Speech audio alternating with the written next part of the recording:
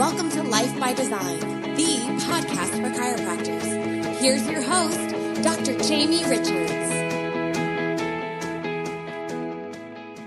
Welcome to Life by Design for chiropractors. I'm your host, Dr. Jamie Richards, and on today's episode, another special guest. Let me just give you his bio because it speaks for itself. Awarded Chiropractor of the Year 2011, Dr. John Minardi is creator of Minardi Education, innovative and educational series focusing on increasing certainty in the power of chiropractic. For the past 14 years, Dr. Minardi's primary interest has been to understand the neurology of the vertebral subluxation complex and apply this information in a clinical setting for chiropractors and patients. I could talk more and more about John and read this whole bio, but here's the deal. John's the real deal. If you've heard John speak before, you know that he's put a lot of time and energy into developing his communication around subluxation and its impact on the body, the vertebral subluxation neurology, and its effect on the brain. So today, Dr. John and I had a great conversation back talking about our CMCC years briefly, focused mostly around neurology of the brain and the role of vertebral subluxation and the adjustment. Obviously, there's some gems in here as always. So guys, just really enjoy this episode. It was a real pleasure for me to have this conversation with John today, as it always is. And thank you for listening to Life by Design for Chiropractors, the voice of reason in chiropractic. Hey everybody, I'm here today with my good friend, Dr. John Minardi. John, welcome to Life by Design for Chiropractors. What's up, brother? Thanks for having me. Hey man, this was something that was always in the queue. You've been on the Life by Design podcast. You've done some teleseminars for Life by Design doctors, and it just made sense that when we get this new guy launched and taking off, that you were one of the first people on the show. So we're really happy to have you here. We talked about John on the pre-show and all the things he's up to and doing, and we're really it's a pleasure for us and our doctors and everybody listening to have you. So John, for those who don't know you, a couple minutes, just tell us a bit about your story. I know we've laughed about this in the past, but give us an idea of how you got here into chiropractic and where you are right now. Well, how we got into chiropractic is I used to be a professional fighter. I used to do full contact karate, Muay Thai, kickboxing, all that kind of good stuff. And this was back in my teens. I got injured very badly and went to the medical profession, and they basically looked at me and said, you're never going to fight again, and we'll be lucky to have you walk properly again. We're going to book you in for a bunch of surgeries because I had multiple disc herniations. They couldn't tell at first if my spine was fractured because of the amount of swelling that was there, so they waited for the swelling to decrease a bit until they ruled out fracture completely and said, surgery is your only option. So at 17 years old, you don't really want to hear that you got to go through multiple spine surgeries, right, and that you probably won't walk properly again, So right. Out of desperation, a friend said you should go see a chiropractor. And I remember even at that time, I didn't know a lot about chiropractic. I had heard the term, but I'd never seen one. I never talked to one. And I remember asking then, I'm like, what exactly is a chiropractor? And the individual said to me, well, it's someone who looks at your spine and they're like experts in the spine. And I remember then thinking, wow, that's pretty cool. Like these guys must right. really, oh yeah, because you think about it, right? Like, everybody, even as a young kid, always thinks of don't hurt your spine, don't want to be paralyzed, all this stuff. And I remember right. thinking to myself, wow, that's pretty cool. If someone specializes in the spine and making it move properly, these guys must really know what they're doing, Right. So I went out of desperation because no one else had told me to go to a chiropractor. So I said, let's try it and see what happens. And I went, and this older individual, he was elderly at the time, and he just said to me, listen, it's bad. After he checked me out, he said, but never forget that the body can always heal itself. And he said, in chiropractic is just here to give you a helping hand to help it heal itself. Right. And so I sat back, and he said, do you have any questions? And I said, yes. Do you think that I'll be able to fight again and compete again? And he said, absolutely. You'll be better than ever. He goes, as soon as the body's functioning normally, you'll be able to do whatever you want. And within 6 months, I was competing at the exact same level as I was before. And it was funny because here we are thinking I might not walk again, and now I'm competing at a world level again, which was, to me, it was astonishing. And so I thought, I want to get into this because if this guy helped me like this, I'd like to help other people in the future like this. So that was what got me on the path to chiropractic. So here's an interesting question. As you're telling this story, and prior to going to this chiropractor, you thought, oh man, the spine, that these guys must be really seriously, well educated, and this must be it's just an incredible system. The spine's so important. And although you obviously had a great experience and it benefited you, and here you are, did you ever look back and actually feel like maybe you were disappointed in not necessarily that chiropractic, but chiropractic? Because on one side, if you didn't know about chiropractic, you'd think, wow, the spine and nervous system is so important. But then if you look at our profession as a whole, I don't know that the profession really holds up that image of someone who is an expert in taking care of the spine and nervous system. No, and that was the thing. I mean, it was almost like me not knowing anything about it was to my benefit, right? Because I just erred on the side of positivity and thought, wow, these guys must be great. It saddens me to say this, but if I probably would have had more exposure to other people in chiropractic, I may have looked the other way. You know what I mean? Because we had a lot of bad press. Right. So the thing was, if I would have heard about chiropractic, it probably would have been negative, unfortunately. So, I wish I could say things are better now, but, unfortunately, I really think that chiropractic does its biggest disservice to people at this point in time. And I'm saying this as a practicing chiropractor, in that we don't let people know how powerful we are. And a lot of chiropractors are satisfied with, we do help some back pain and we help some headaches and stuff. And I really think that does a gigantic disservice to our profession and to all of the people before us who went to jail for chiropractic and literally put their own lives on the line for us. You know what I mean? I really think that we're selling them out. That's what I really believe. So was there a point in practice, you went to CMCC, you graduated, was there a point in practice where you realized, man, like I have to, you're still in practice and you're doing all this stuff, traveling around, teaching in the profession. Was there a point where you realized, man, I have to step away from practice at least to some degree to go and start teaching this information, because this is ridiculous that the profession doesn't understand this? Yeah, there was a point in practice. I was in 4 years in practice, and I was actually doing pretty well, and I was building a pretty nice practice, and I was, successful to what my definition of success was, and I was already having a successful seminar series as well. So I thought, things are going real well. And then a patient walked into my office and asked me if I had seen this medical doctor on the internet that was bashing chiropractors, and I said no. So I took him into my personal office, and I said, show me where you found this, and he punched in a website called quackwatch.com. And I was like, oh, geez, you know what I mean? Here we go. And so sure enough, there's this medical doctor on there bashing chiropractors and basically saying that we're idiots and, we don't know what we're doing. And throughout, though, he was saying stuff like he was doing a good job scaring everybody, but he was doing a good job. Basically, he was in front of a group of lay people, and he was doing a good job in, basically telling people, if you're thinking of going to a chiropractor, you're an idiot because they're so uneducated, they're so unscientific, there's nothing to what they do. And I remember the camera person would scan the crowd when he said something like chiropractic and pregnancy, and they would scan to a pregnant woman, and the pregnant woman would like have a look of horror on her face, and I thought to myself, holy cow. And at the end of it all, he sits back and he says, you're probably wondering why a busy medical doctor like myself travels the country to tell people not to go to chiropractors. He's got this big billboard behind him, and he says, this is the medical oath. And he says, at the very end of the medical oath, it says to protect the public at all costs. And he says, and I take that very seriously, and I'm protecting you from these dangerous chiropractors, yada, yada. And he says, if you ever do decide on going to a chiropractor, he says, I give you this challenge, is to ask them to explain to you scientifically what they're doing. And, I was enraged when I saw this, but then my patient asked me the question that changed my life in chiropractic. As he looked at me, he goes, hey, Dr. John, he said, could you explain it? And I looked at him kind of like, what? And he said, could you explain all this stuff? He goes, because like I'm a mechanical engineer, so if people ask me science outside of what I do every day, he goes, I probably couldn't explain it because all I really know is what I do all the time. He said, but like you teach in the profession, right? And I said, I do, because at the time I was already, traveling a lot, teaching Thompson. And he said, since you're an educator, you can teach people why chiropractic gets people pregnant. You could teach them why chiropractic, improves people's immune systems. I saw that stuff all the time, but I could not explain it. I could, but I just couldn't.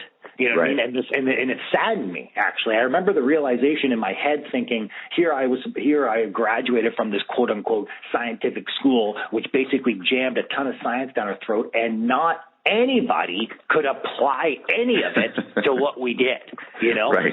And that was a big awakening for me. So I started to dedicate, my own life into understanding what the VSC was and how it affected the nervous system on a global scale, and how it affected the brain, and how that then allowed the body to heal. And it was at that realization, when I started to read all this information, that I thought, you know what?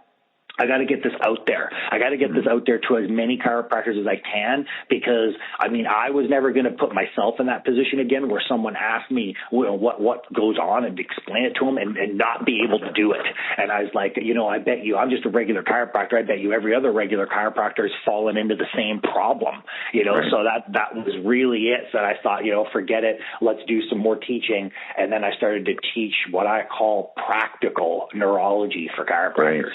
Right. No, and it's been great. As I said in the pre-call, it seems like you're somewhere new every single weekend. I see all your selfies on the plane, popping from one place to the next, and it's really it's great, and it's great to see. And I've known you all the way back.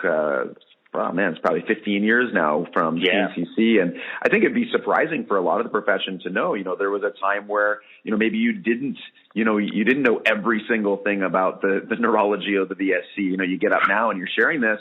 So kudos to you for spending that time. That's clearly a lot of time and energy invested to that. My point is, you're out teaching this to chiropractors. I think a good thing for them to understand is they can actually learn this. You get up there and share it. What you want them to get is they can actually learn this stuff, right?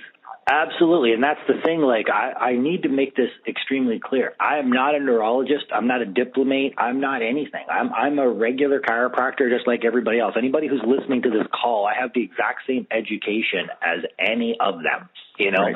So if I could teach this information to myself, they have the ability to learn it. If this is not, it's funny because if you listen to quote unquote neurologists, right, they talk a mile a minute and they talk over all of our heads most of the time. So you walk away saying wow, that guy was smart, but you can't apply it. Right. And so what the heck is the use of that? So I always tell people the way that I share information, and the reason I think, I've become popular as a speaker with it is, number one, I'm explaining it from a dimension where everybody can learn it, because I had to break it down so that I could learn it and then be able to apply it in your practice. So it's a little bit different than just listening to a whole bunch of tracks and fibers that you've never heard of before. This is a way that we could start to explain to our patients that we're way bigger than just pain, that we're way bigger than just the local aspect, because people may say stuff like, yeah, but aren't you good for low back pain? That is the smallest piece of the puzzle. Right. It's literally the smallest piece of the puzzle. Are we good for it? Sure. But it's just so small. Like I said earlier, we're doing a disservice, so we have to just explain to people what's going on. Right. So therein lies some of the challenges, practicing chiropractors, not just learning this information, but then assimilating it and then using it in practical practice. The nice thing is that you're in practice. And so, you're on one end on the weekends, putting on one cape and going out and teaching. And then during the week, you're, actually teaching individual lay people how this actually works. So I think we should spend some time, on this call, just diving in. And if you can share with us, in 5 or 7 minutes, just how all this comes together in kind of a synopsis. Obviously, I think everybody listening recognizes, these are much deeper conversations, and sure. John has all kinds of places you can see him and get involved. But just give people a little taste of how they can piece this together, and then we'll talk about how to apply it day to day. Sure. So the first thing that I really need to get out there, and this is vitally important, is we have to get off of the explanation that the problem is bone on nerve and putting pressure on it, which equals something bad. Right. I really cannot stress that enough, and I know that many of the listeners on this call and around the world who aren't listening to it, I'm sure, have a poster somewhere in their office that has the spine and then a whole bunch of nerves that, supply the heart and the lungs and all this kind of stuff. Now, the thing is, does that happen? Do the peripheral nerves supply? Yes, of course. But you have to understand that is less than 10% of what's going on. The reason that people are getting pregnant in your office, and I know that if I had a poll of chiropractors, I was in front of a big seminar once, and I had over 1,000 chiropractors in the room, and I said, show of hands, how many people have gotten people pregnant in their office where they've tried every other avenue, and all they've added is chiropractic care, your chiropractic care, and within 6 months and a year, all of a sudden they're pregnant, and they really thought that they could never get pregnant before. 70 or 80% of the room will raise their hand, okay? And I always say this, fantastic. I said, but I bet you if I walked into each one of your offices, you're assessing them differently, you're adjusting them differently, and you're adjusting different areas of the spine. Right. You know what I mean? Right. So it cannot be that L1 hooks up to the uterus. Right? Exactly. It can't be that. Yeah. It can't be that. So the thing is, because look at all the people who all they do is adjust Atlas. All they do is adjust Atlas, but yet they get people pregnant in their office. They get people's immune system better. So why is it that a person who only adjusts the Atlas get very similar results to myself who adjusts full spine, that gets very similar results to a person who only does Logan and contacts a ligament in the pelvis? How is it that everybody's doing something different, but yet we all get tremendous effects? And that is why you have to get away from the whole bone pressure on nerve hooked up to the uterus. It's not it. What we have to start educating people on is you have a direct effect on the brain, and this is proven. This is not me just saying this. Every time somebody is subluxated, negative information floods the brain, and every time you adjust them, you switch that negative information with positive information to the brain. Once the brain gets that positive information, it does the adaptation that it needs, and that is what allows the body to heal. That is what allows proper hormones to be released. This is where you are powerful. So when people always ask me, dude, but that sounds kind of complicated. How do I incorporate this into a report of Great question. Right? Great question. Right? So I always say to people, I'm like, listen, tell me the truth. Are you telling people bone on pressure, and they're like, yes. And the reason we all do that is why, Jamie? Why do we do all that? It's simple. Exactly. It is easy. It is easy for us to explain, and it is easy for the individual to understand, right? If someone says to you, why am I not sleeping well? Why does my kid have colic? Why do I have back pain? Whatever they're talking about, it's very easy for us to grab a plastic spine, put a vertebrae out to put pressure on the plastic nerve and say, since you're subluxated, it's putting pressure on this nerve, right? And the thing is, and it makes sense to the patient. Sure, right? It does. Because they look at it and they're like, yeah, that makes sense. If something's choking off the nerve, then that makes sense. That might work. So it makes sense. But here's the problem. Once the person's symptoms are gone, or they're sleeping better, or they just feel better in life, what do they think is going on? Do they think that there's still pressure on the nerve? Yeah, exactly. That was my question. It's so once you've corrected, quote unquote, this position and taken pressure off, now what? What happens? Yeah, exactly. So the thing is now people look at you and say, hey, doc, I love chiropractic. You're great. I love you. But I feel phenomenal. My kids stop crying. They sleep through the night, all this stuff. So obviously, we as a profession just taught them bone on pressure equals your problem. So if they don't have the problem in their mind, that equals there's no more pressure on the nerve. Right? Can't agree more. Right? So why on earth would they keep coming? Yeah, well, there's no reason. There's no reason. And we taught them that. Right? So the thing is we got to get away from that, because how on earth do you ever transition someone into wellness? How on earth do you ever now educate someone, oh, well, wait, we're actually bigger than that. It's too late, man. You already taught them one thing. You can't now unteach that and teach something else. You've already walked down that path. Yeah, so I always say to people, listen, because they're like, I know, but it's very difficult for me to get away from that because it's such an easy explanation. So I say, okay, listen, you don't have to get rid of it completely, but I need you to add to it. So instead of just saying that bone is putting pressure on nerve, which equals whatever you're ailing, I always say this. I always say, listen, you want to start with that? Let's change your words a bit. Don't put pressure on nerve is equaling this problem. The first thing that you have to do is say this subluxation is irritating the nerve. Okay. Now, this irritation, is this causing your symptoms, whatever they are? Say yes. However, the symptoms are actually only 10% of your problem. And they're going to look at you and say 10%. And you're going to say, I know that that's hard to understand because, you know, it's debilitating in your life. But the symptoms are actually only 10%. 90% of your problem is because this nerve is irritated. Now it's not communicating properly with the brain. And because of that, the brain releases all kinds of inflammation and it releases all kinds of stress hormones because it looks at this area as a major problem. Right. So once I get rid of your symptoms, whatever they be, colic, back pain, whatever, it doesn't matter. Once I get rid of that, I've actually only improved by 10%. The other 90% is what's going to take the remaining treatments that you talk about in your report of findings. See, I need to re-educate your brain to stop releasing inflammation, to stop releasing stress hormones. That is when you'll start to have global health changes in your body. So can I get you out of pain quickly? Yeah, I probably can. Within a few weeks, you're going to feel better. But does that mean I've actually fixed your problem? No, I've only fixed 10% of it. We have to start talking like that, because if not, people are going to be like, okay, well, symptoms are gone. I must be perfect. Well, and that's a great piece, John, is it sets people up. It gives them a foundation to move through the care process and move through corrective care and into more of an ongoing care process, because they understand that, yeah, I feel better, but man, there's still a whole lot of stuff going on here, and it's still simple enough for a layperson to understand as a basic foundation. So I think that's a great starting point for, you know, chiropractors who are trying to shift out of this bone on nerve model to this subluxation model of affecting the body in a more global way.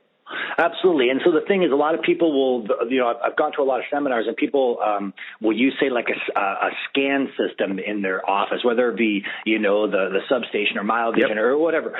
And they'll come up to me like, dude, what I don't understand is sometimes, like, I'll educate the patient. I'm like, you know, look at C4. It's got this big red bar next to it. And I'm educating them that that's bad, you know, so when I adjust it, that bar should decrease. And he goes, but however, after 3 or 4 weeks, I actually find that the bar increases or it goes to the other side. And then people look at me and say, did I mess them up? And he goes, I don't know what to say. And I said, you see, my friend, I said, that's because you're explaining it as bone pressure on nerve. And I said, this is a big problem. What you have to educate people is that this is actually the way the body is adapting. I said, so for example, you know, if you're teaching people that there's way too much muscle tone here, that's why there's that big red bar. If the red bar goes on the other side, it's not necessarily a bad thing, because that's the way the body needed to adapt to have contraction on the other side to balance the body. I said, so you're not messing things up. You're basically changing information to the brain. I said, so in actual fact, any change is a good thing, because that shows you that the brain is trying to heal. The brain is trying to heal the body. You want change. And so they're like, oh, yeah, I never thought of it that way. See, that's because no one's incorporating the brain's role into what we're doing. And if you don't incorporate the brain's role into what we're doing, patients will never understand how powerful we are. Never. So now we have this simplistic foundational communication, John, that we can give to practice members, and a starting point for chiropractors who are listening. Obviously, having a deeper level of understanding can drive that certainty. What actually happens in there? Go deeper for us.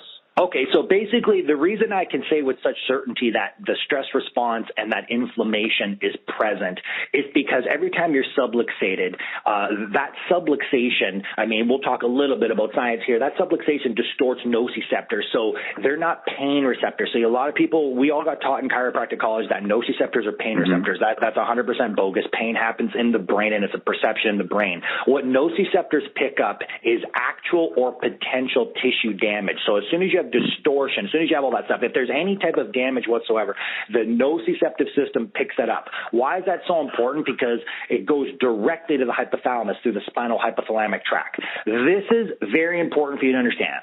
Why? Because anytime you have a distortion, anytime you have a subluxation, it triggers the area of the brain that is going to release hormones. This is very important for people to understand. Once you trigger the hypothalamus activates the sympathetic nervous system. So the first thing the sympathetic nervous system does is it tells the adrenal glands to release adrenaline and the precursor to dopamine. When this happens, it also releases a very important protein called interleukin-6. Why is this guy so important? This is a cytokine that triggers the inflammatory response. So as soon as you're subluxated, the brain says, oh, I see this as a problem. Let's release the stress hormone adrenaline and let's kick on the inflammatory system. So when people are subluxated, they're inflamed, period. Right. And if you looked at your patient base and when they first walked into your clinic and you did a history, how many of them said, oh, I'm on some form of anti-inflammatory? Many. Right? Sure. Many are saying stuff like that. Why? Because they see all this the medical profession sees all this inflammation in the body. They don't know what else to do. So they're like, well, let's just give this guy a general anti-inflammatory and see what happens. Right? That's what they try to do. So the thing is that we have to shut that off. Now, the other thing that people have to realize is not only does the hypothalamus cause the release of adrenaline and this cytokine that triggers inflammation, it also releases cortisol. Now, adrenaline and cortisol short term are really good for people. That's what gets you out of a bad situation. See, people always ask me, well, why is the stress response bad if it's an innate response? Right. It's not bad short term. Short term, it'll get you out of a bad situation. If I had a gun to somebody's head and said, you got 10 seconds to run before I start shooting, you need adrenaline. You need cortisol to get you out, right? But the problem is long term.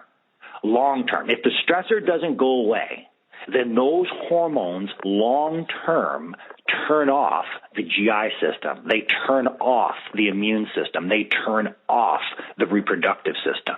See, the reason they turn those guys off is because if I have to give a tremendous amount of blood flow to your muscles and heart and brain to get you out of a bad situation, I got to take that blood from somebody. So I take it from the biggest energy sources, which is reproduction, GI, and immune system. Now, short term, that's a good deal for you because does it really matter if you can reproduce if you don't last the next minute, right? It doesn't matter. So short term, that's a good deal. But long term, if this stressor doesn't go away, the stress response doesn't go away, then those systems stay shut down and blood flow stays in the muscle. So that's why when people walk into the office and they're all contracted like crazy, you're like, oh, just relax. And they're like, oh, I am relaxed. They consciously don't even know they're under stress.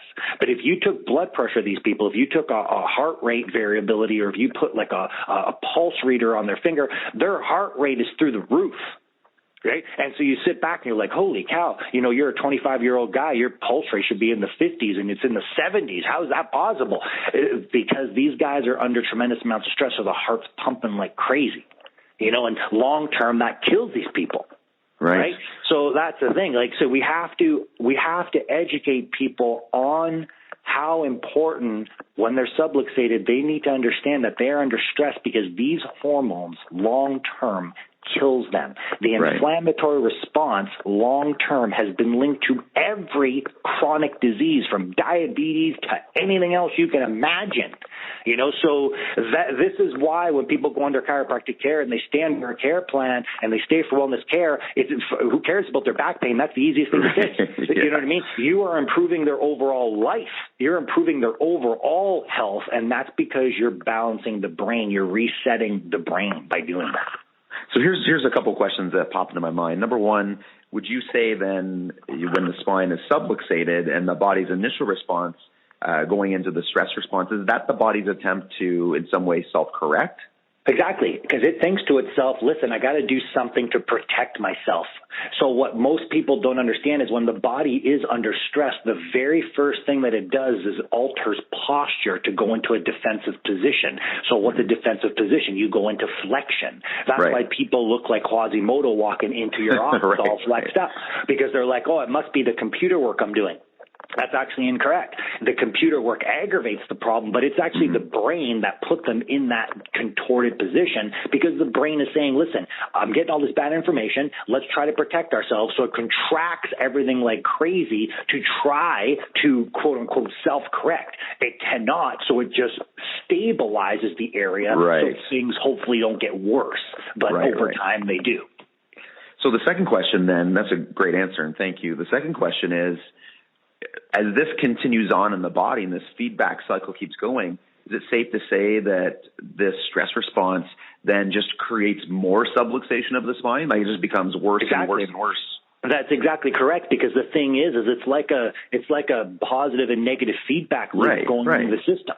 So you create then compensatory subluxation somewhere else. So let's pretend your primary subluxation was a pelvis that was all messed up, or your neck was all messed up. What ends up happening over time is the body's like, okay, well, since this is so rotated to the right, let's rotate this guy over here to the left to try to balance it out.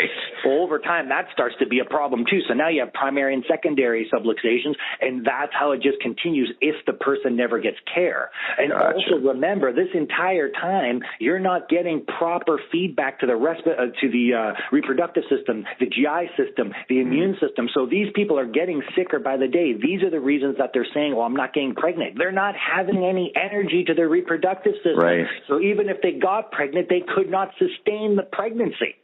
You with me? So that's the thing here. So that's why people are getting pregnant under your care. It's not because L1 hooks up to the uterus. It's because you recalibrated the brain. So when you recalibrated the brain, they release the proper hormones out there so that it allows the reproductive system to work properly again, the immune system to work properly again, the GI system to work properly again, because those are areas of growth in the body. And you need to be out of stress to be in an area of growth. You can't be stressed out like crazy and be, producing babies and whatever else. Like, that's not happening. And people will say to me, yeah, but other people are under stress and they get a baby. Yeah, but what happens to that child?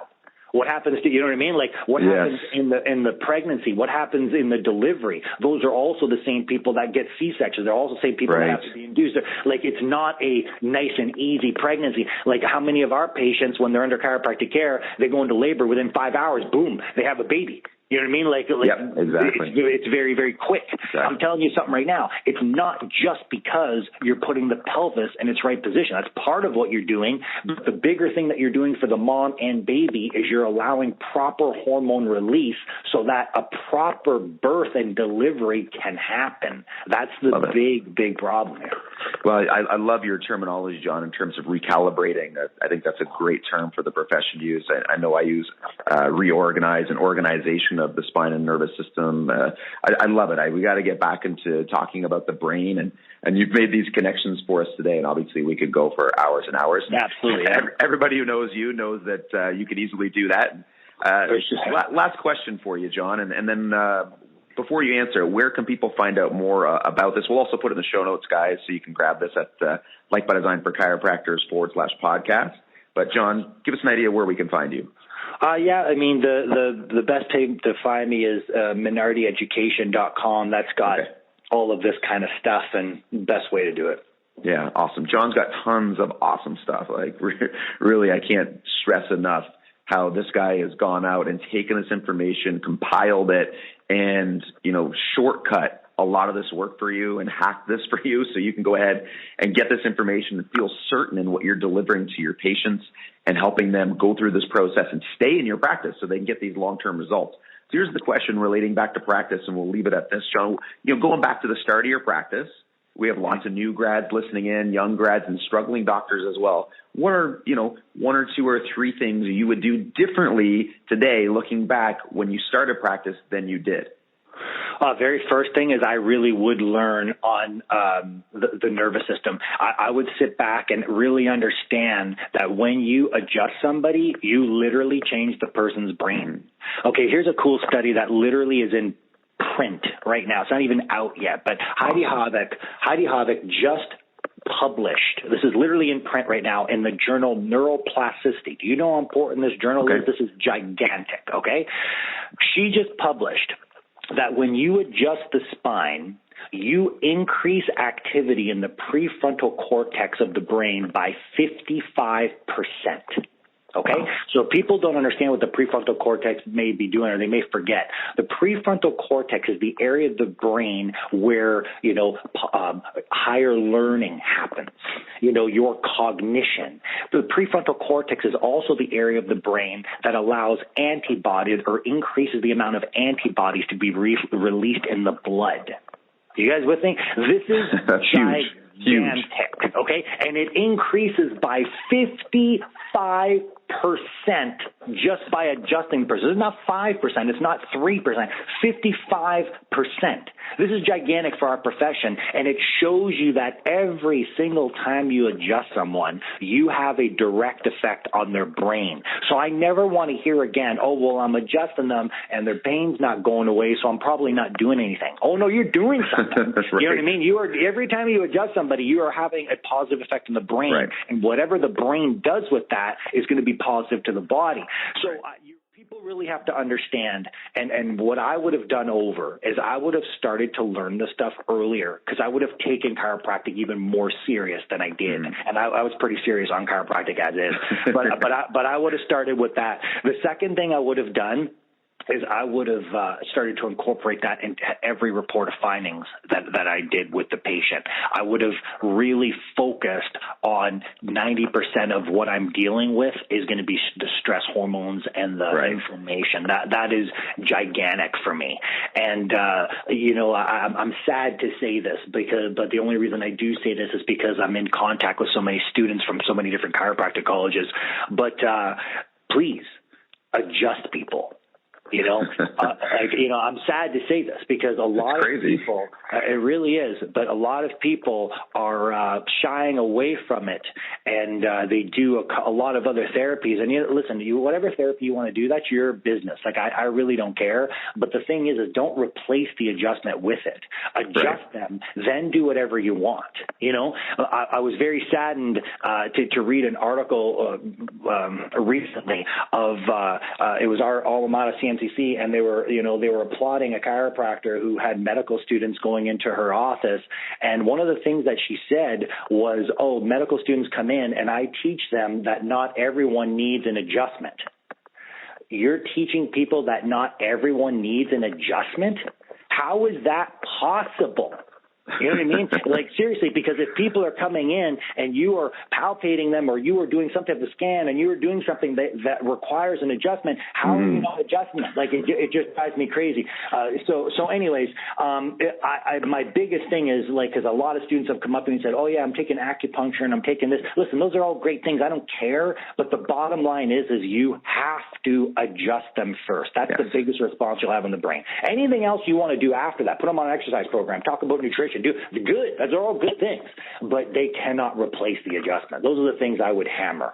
Yeah, and I think, John, you said it well there, and those are the central pieces of what we do as a chiropractor. Is we analyze the spine and nervous system, we make adjustments, and if we don't teach the profession first, and then have the profession get out there and teach people about the real impact of what happens to a subluxated person and the power of correcting that on the brain, and then the global effect of that through the body, we're going to have a hard time growing as a profession. So thank you, John, for coming on the show, and in addition, just doing what you do and getting out there, and the profession needs somebody like you out there doing it, and I'm really happy to say, that I knew you a long time ago, and this isn't an overnight success. Trust me, John was, a lot of times people see people who are successful and they assume that they had some kind of magic power that other people don't have.